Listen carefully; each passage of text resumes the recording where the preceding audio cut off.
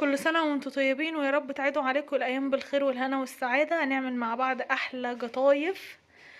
معايا كوبايتين من الدقيق، معلقتين من دقيق البسبوسة، ومعلقتين من النشا، ومعلقة صغيرة من الخميرة الفورية، ومعلقة صغيرة من البيكنج باودر طبعا، ومع الخميرة معلقة سكر. وهنا كوبايتين ونص من المية، بس هحتاج نص يعني تاني مية، وابدأ ان انا ادوب فيهم. بصوا، واسيبها يرتاحوا 10 دقايق على جنب. حطيتهم. بصوا، الخليط لازم يكون كده خفيف بالقوام ده. ما شاء الله هتعملوا احلى قطايف، احلى من بتاعه بره، وهتبقى ناجحه معاكم جدا في طاسه على النار من غير ما ادهنها اي حاجه. وابدا ان انا كده اصب بالكبشه او بكوبايه بحسب ما انت عايز. اول ما تشوف الفتحات دي تعرف ان هي كده ناجحه معاكي 1000000%.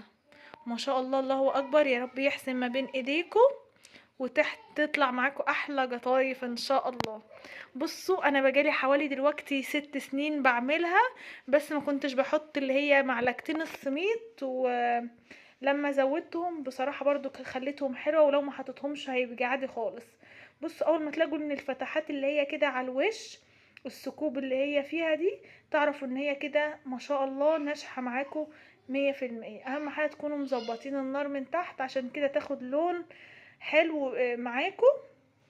وابدا بقى ان انا اصب كده، مفيش اسهل من كده. بصوا، حمودي مشاركني كل اللحظات بتاعتي الحلوه. بصوا، ما شاء الله، الله اكبر. كده كده كنت خلصت الكميه. ما شاء الله الكوبايتين عملوا كميه حلوه جدا. بصوا، ما شاء الله، الله اكبر. طريه وحلوه بصوا، بتتقفل بسهوله والمسامات بتاعتها ما شاء الله. في طاسه طبعا فيها زيت، وبدات ان انا احمر. ومعايا الشربات، كوبايتين من السكر وكوباية من المية، وأول ما يغلوا عصرة ليمونة. وأنجح شربات أو سيرم هتعملوه. بس أهم حاجة يكون بارد، وأطلع بالقطايف وهي كده سخنة، وهو يكون بارد تماما. وأطلع كده بالقطايف من الزيت على طول على الشربات. عايزين تخلوها تكون طرية شوية، حمروها جامد في الزيت. بصوا، ما شاء الله، يا رب يحسن ما بين ايديكم. وكل سنة وانتم طيبين، وتعود عليكم الايام بالخير والهنا والسعادة والسرور، ويشبع خير الدنيا بين